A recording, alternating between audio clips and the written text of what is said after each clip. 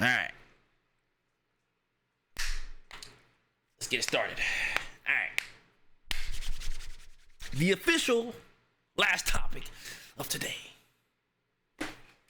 Daigo, the Beast Umehara, and his concerns about the current CPT format while he was in Singapore. It's a short little clip here. It's like 9 minutes. Not too long. Not too crazy. I did watch this last night, and I do think what he had to say is quite interesting.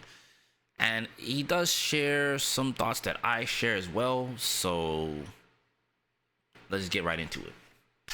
Umehara, Daigo, take it away, brother. っていうかさ、俺今この泊まってる部屋さ、俺初めてなんだけど、携帯が鍵になるのね。すごくない？知ってる？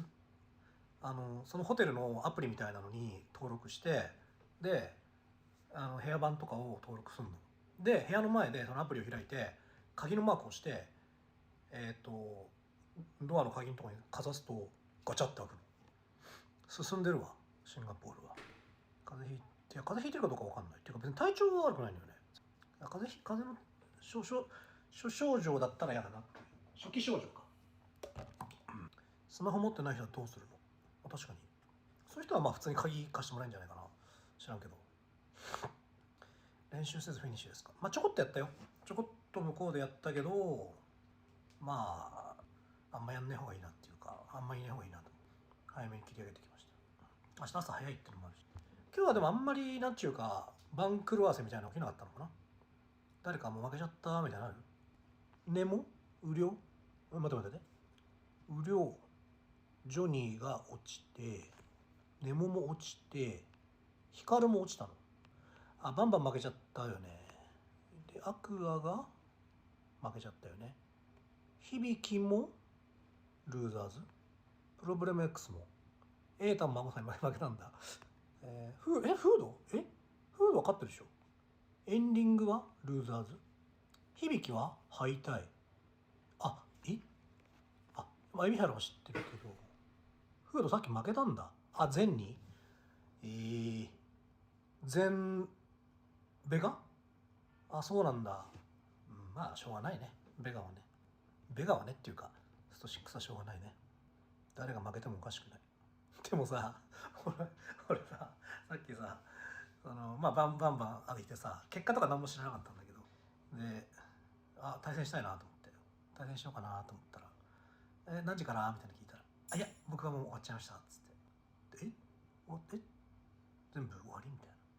言ったら、はいみたいな。なんか俺さ、今回って多分 CPT4 回目とかなんだけど、そうだよね。アメリカ行って、フランス行って、アメリカ行って、シンガポールで4回目で多分最多出場だと思うんだけど、なんかさ、まあどうせ2人しか出れない。それはそうなの。どうせ2人しか出れないんだけど、まあ久々に海外行ってさ、まあ満を持してかどうか知らんけど、まあワンチャンあるかなって思ってやっぱ来るわけじゃん、みんな。それがさ、もののさ、7時間8時間かけてきてさ、安い金じゃなくさ、もののさ、数分10分でさ終わってさ、やることねえってやっぱちょっとおかしいよね。やっぱちょっとおかしいよね、仕組みがと思ってしまうんですけど、まあ大会あるだけありがてえだろって感謝しろっていうふうに言われたらグーの音も出ないんだけどね。そもそも単なるゲームだからさ、おもちゃだからさ、おもちゃで遊んで金もらえると思ってんじゃねえよって言われたら、まあはいすいませんって感じなんだけど、まあ贅沢になっちゃったのかなと思ってしまうね、やっぱりね。なんかさ、俺なんかあれ見たのよ。なんだっけ、飛行機でさ、タイトル忘れちゃったんだけど、なんかテニスの映画を見たのね。なんていうタイトルだったかな。結構面白かったんだけど、なんかピークを過ぎた2人の親友、幼馴染が大人になってから対決するんだけど、実はなんか昔同じ女を巡ってなんか取り合ったりとかっていう、なんかそういうちょっとドロドロしたような話でもあるんだけど、トータルおもろかったんよ。けどでさ、あれとかさ、チャレンジャーズ、そうあれとかさ、やっぱさ、すげえ過酷な世界っていうのはもちろんあるよ。レベルが高いっていうのはもちろんそうなんだけど、でもさ、負けた人がさ、まあ力不足だなって思って帰ってくと思うのよ。なんかせめてそれぐらいの気持ちで帰れるような仕組みにはならないもんかなという気がしてしまうけどね、やっぱりね。じゃないとなんかやっぱどんどん参加者減っていっちゃうような気がするんだよな、この形式だと。できる、まあっていうかだからそのプロっていうものの仕組みがまだ整ってないってことだと思うんでね。プロも全員オープントーナメントに参加してるからそんな試行回数増やせませんよっていう話で、でもまあなんだろう、まあトパンガリーグみたいなさ形じゃなく、まああれはまあちょっとやりすぎかもしれないけど、それにまあ準ずるぐらいの試行回数と、人数絞ってさ、まあ、配信しなきゃいけないっていうそこが俺は結構やっぱり両立できない部分なんだなと思った。配信するということと競技性を担保したまま、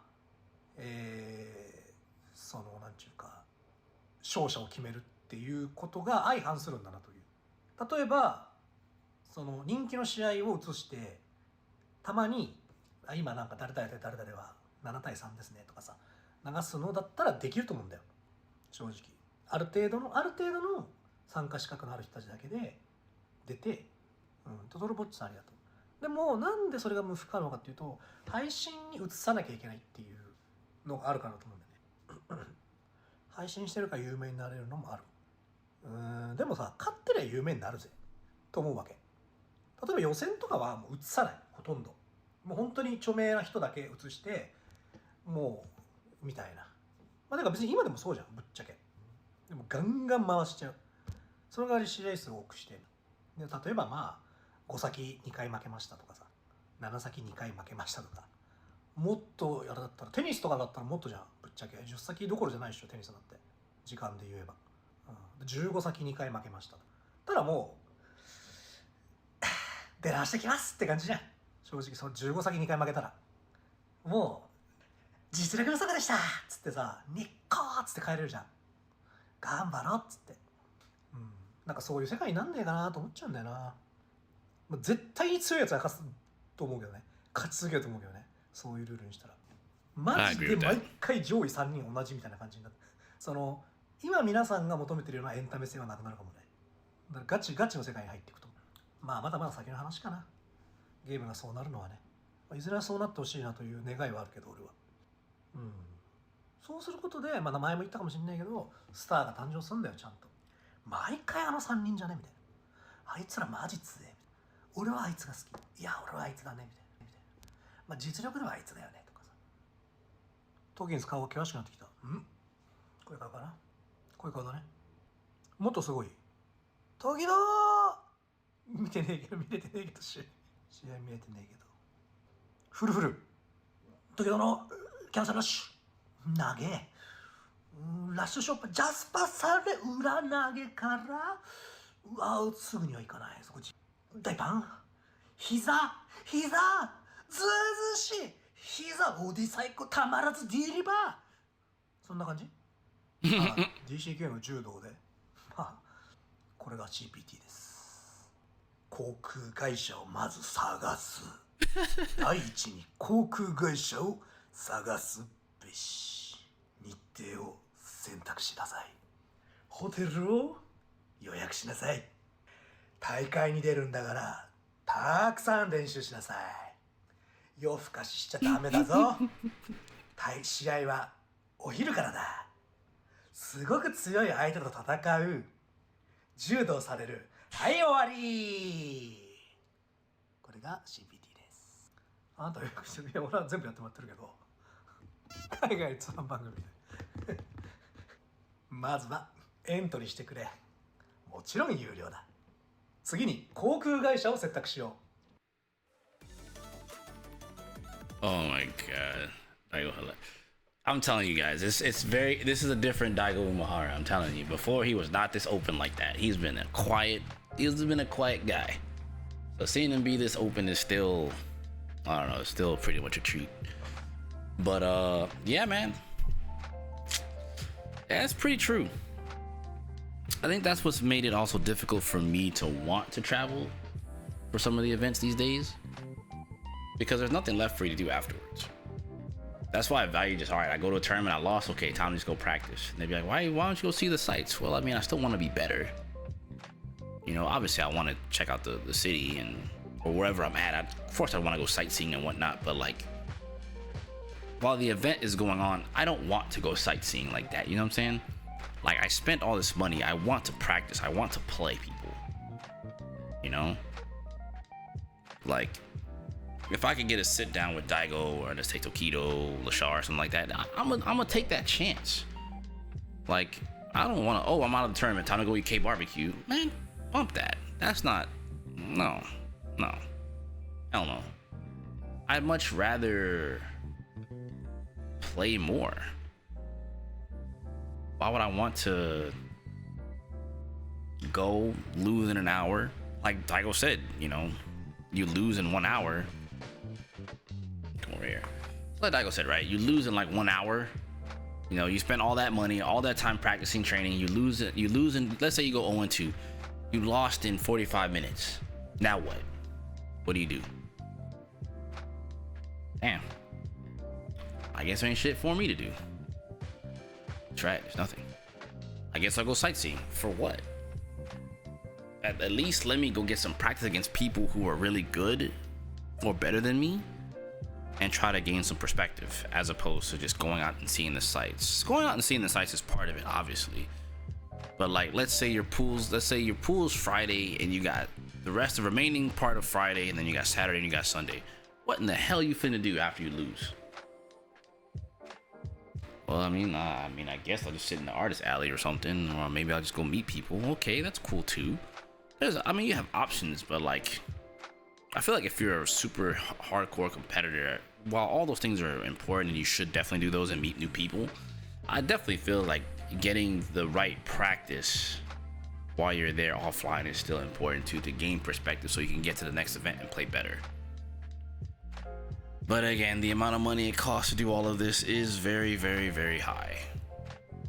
It's definitely getting more difficult to travel to events, and even from them, right? You know, Daigo coming from Japan, all the Japanese players moving around from Japan to the US or wherever.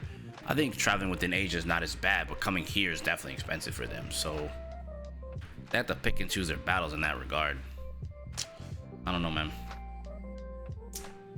It's something where I agree. I totally agree. Just the format for CPT could be better. You could have a pro league and an amateur league and you have to play it that way, but because open bracket format, and you know, it's not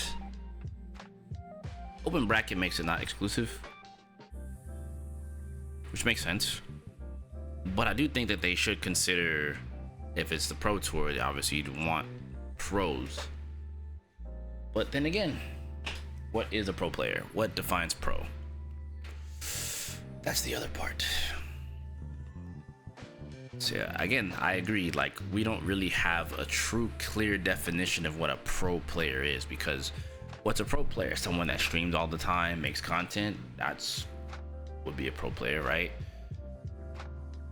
Is a pro player someone that places consistently, you know, while making content and streaming?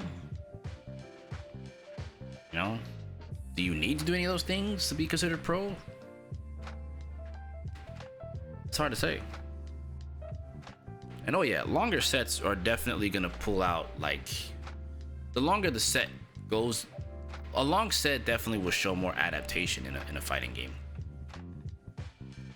But like, I think this is the part where people be like, oh, this is so spectator friendly. It's like, at that point, that's not, the game isn't spectator friendly at that point. That's the tournament format that's spectator heavy, right? Because a longer set, you're gonna see way more adaptation than a shorter set. Short set, you gotta adapt pretty quickly. A long set, you can take some time to like get some games and kind of figure things out, which is why I've always thought like Red Bull Kumite format was good. I still think Topanga League is a good format also. I'd rather see more of those while still having the open bracket format.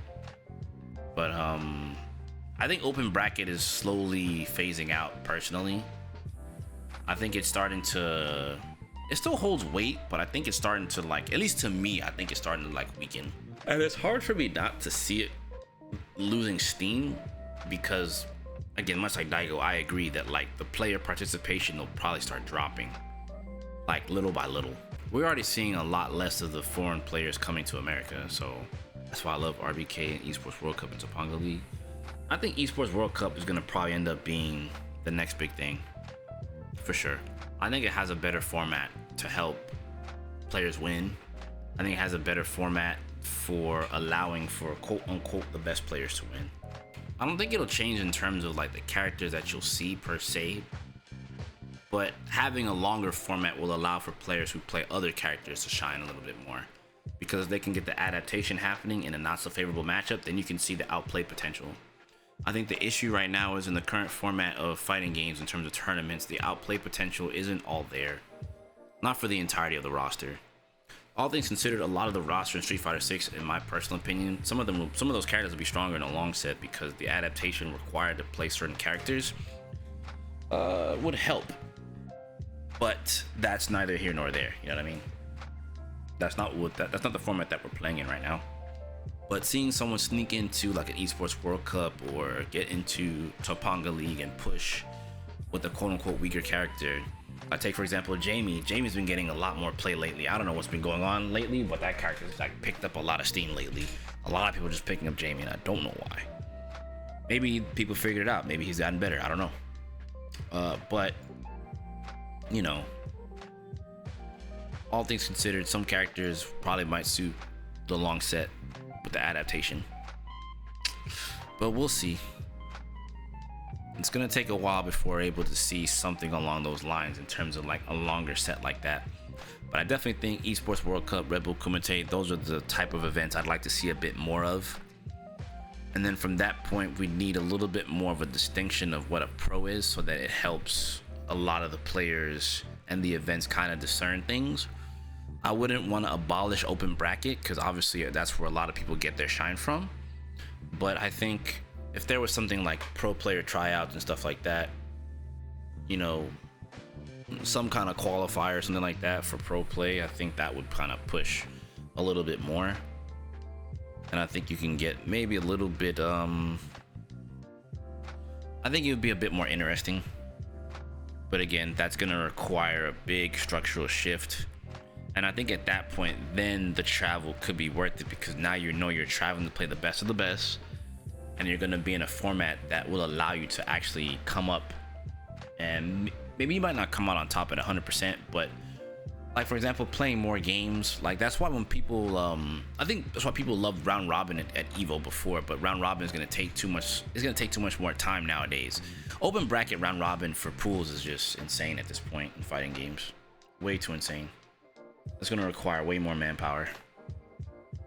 Yeah, a pro grading system or just some kind of qualification. This way, when you think about it from the standpoint of if there was something along those lines, then it makes sense when you do Street Fighter League to have teams that represent this company, and this is the pro line team, right? It's just like, you know, you have the NBA draft and stuff like that, like, and then there's the tryouts to be into the NBA and stuff like that. I think that would work so much more wonders, but we need like some kind of association, some type of conglomerate where we could get that going, which I think is what they have in Japan. I just don't think that they, from what I gathered from the last set of videos I watched from Daigo, they just don't pay enough. So, but you know, you got to make your money elsewhere. So that's still a good thing, all at the very least, right? But there has to be something.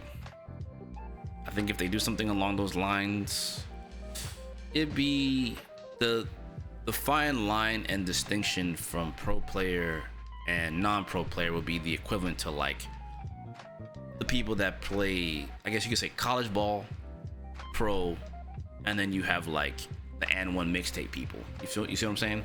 You have street ball. Street ball can remain like the open brackets. You know, that could be the open bracket format. Then the college league could be the amateur pro league, and then there's the pro league.